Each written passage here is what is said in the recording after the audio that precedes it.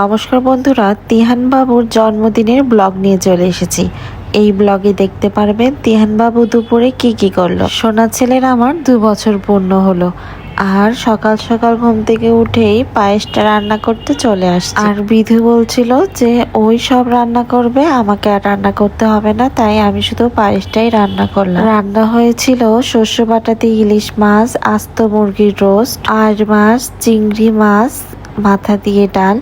আর পায়েসটা রান্না হয়ে গেলে আমি তিহান বাবুর নামটা পায়েসের থালাতে লিখছিলাম। এই নামটা থালাতে লিখতে বেশ পছন্দ করি। ছোটবেলায় আমাদেরও লিখে দিত মা, মাসিরা, আর এখন আমরা আমাদের ছেলে মেয়ের জন্য করি। সোনা ছেলে তো মামাকে পেয়ে আর কিছুই লাগছে না, মামাদের নিয়েই খেলায় মেতে আছে 2 ভাই। জন্মদিনে সকাল থেকেই তেমন কোনো লোকজন ছিল না, মা আর বাবা দুপুরে এসেছিল। আর এদিকে বিধু সব রান্না করে একটু বসেছিল। তারপর দেখি যে এদিকে আর মাছটাও হয়ে গেছে। তারপর ঘরে এসে তিহান বাবুকে একটু রেডি করিয়ে দিলাম, স্নান করিয়ে দিলাম। স্নান টান করিয়ে সোনা ছেলেকে আমার সুন্দর করে একটু রেডি করছিলাম, একটু তিলক দিয়ে দিচ্ছিলাম।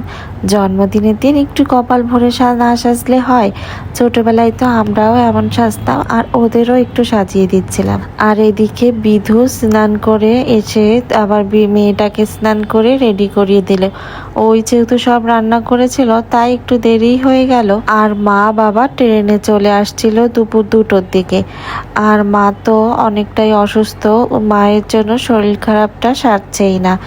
এই যে রক্ত হওয়ার জন্য ওষুধ খাচ্ছে, তার কারণে অতিরিক্ত গ্যাস হচ্ছে, আর সেই জন্য শরীরটা বেশি খারাপ দেখাচ্ছে। আর আমি বসে গেলাম তিহানের থালাটা গোছানোর জন্য। একবারেই গোছাচ্ছিলাম যাতে সুজার যেহেতু জন্মদিন, মামা ভাগ্নে একসাথেই বসবে। আর ভাগ্নে বসার পরে মামাদার কোনো স্কোপই সে পায়নি। সবাই আসার আগেই তারা ঢ্যাঁড়স ভাজা খেয়ে শেষ করে ফেলেছে।